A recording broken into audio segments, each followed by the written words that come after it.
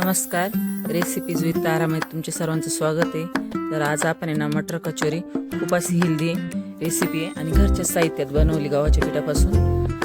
Recipe सुरू करण्यापूर्वी तुम्ही माझ्या चॅनलला अजून सबस्क्राईब नसेल केलं तर नक्की सबस्क्राईब करा.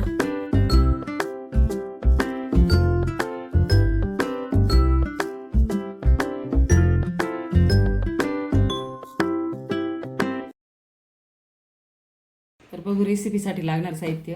इथे मी 1 वाटी ना फ्रेश असा वाटाणा घेतलेला आहे. तुम्ही ऐवजी फ्रोझन वाटाणा तो पण घेऊ शकता. त्यासाठी ना इथे 1 वाटी गव्हाचं पीठ घेतलं आहे. परत अर्धी वाटी म्हणजे 1 वाटीला 2 ते 3 चमचे रवा घेतलेला आहे मी. इथे हिरवी मिरची आहे, आलं आणि लसूण आहे, ते आपले तिखटनुसार आहे. इथं गरम मसाला घेतला आहे, ओवा घेतला आहे अर्धा चमचा.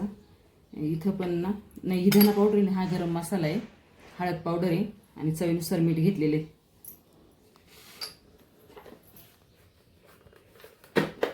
मी चॉपर घेतले, तुम्ही मिक्सरमध्ये पण करून घेऊ शकता. असं बारीक चॉपरमध्ये टाकून आपल्याला नाही असं बारीक करून घ्यायचे वाटाणे थोडी त्यामध्येच आपल्याला आलं लसूण आणि हिरवी मिरची पण टाकून घ्यायची आणि हे चांगलं ना चॉपरमध्ये बारीक करून घ्यायचं. चॉपरमध्ये मी असं बारीक करून घेतला वाटाणा.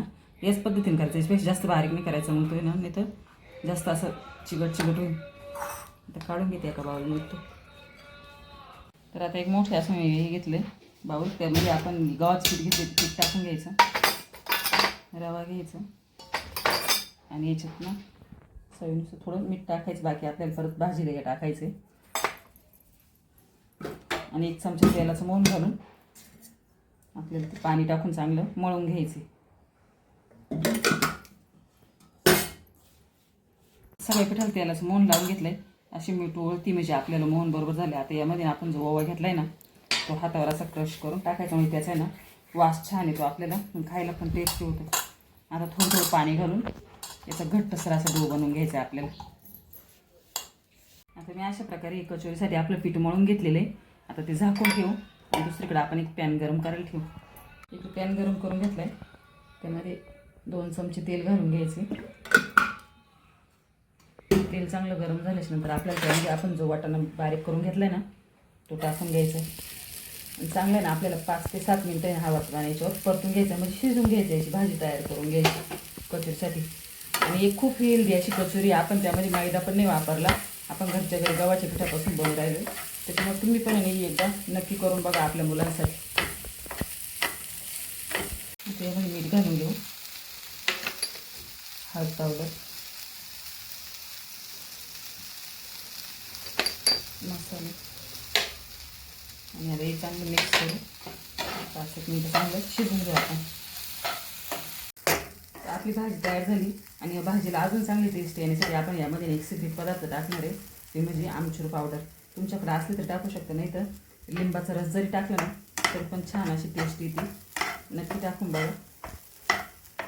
आता भाजी थंड झाली आणि आपलं पीठ पण छान भिजलं आहे. त्यातनं असा एक गोळा घ्यायचा आणि आपण जसं मोदकाला पारी करतो ना अशाच प्रकारे ना आपल्याला पारी तयार करून घ्यायची. त्याची अशी गोल गोल पातळ करायची, म्हणजे त्याच्यामध्ये सारण भरपूर बसेल. आणि खूप हेल्दी अशी रेसिपी, कारण आपण त्यामध्ये कुठेही मैद्याचा किंवा कशाचा वापर केलेला नाही. तुम्ही लाटून पण घेऊ शकता, नाही तर मग हातावर पण करू शकता. अशी झाली का मग यामध्ये आपण आहे ना सारण भरून घ्यायचे, जेवढं आपल्याला पाहिजे तेवढं. जसं आपण मोदकाला त्याचं तोंड मिळून घेतो ना तसं त्याचं पण तोंड मिळून घ्यायचं.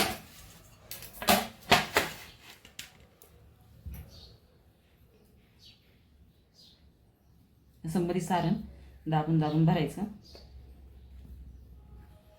भाजी.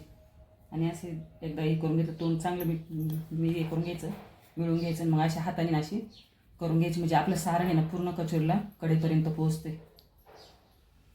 तर मी अशा प्रकारे सगळ्या कचोऱ्या तयार करून घेतल्या. आता इकडे तेल पण एक साईडला गरम करायला ठेवलं आहे. आता तेल पण गरम झालं आपल्यावालं. आता थोडा गॅस कमी करायचा, एकदम फुल गॅस नाही ठेवायचा. आणि त्यामध्ये ना आपण एक कचोरी सोडून तळून घ्यायची.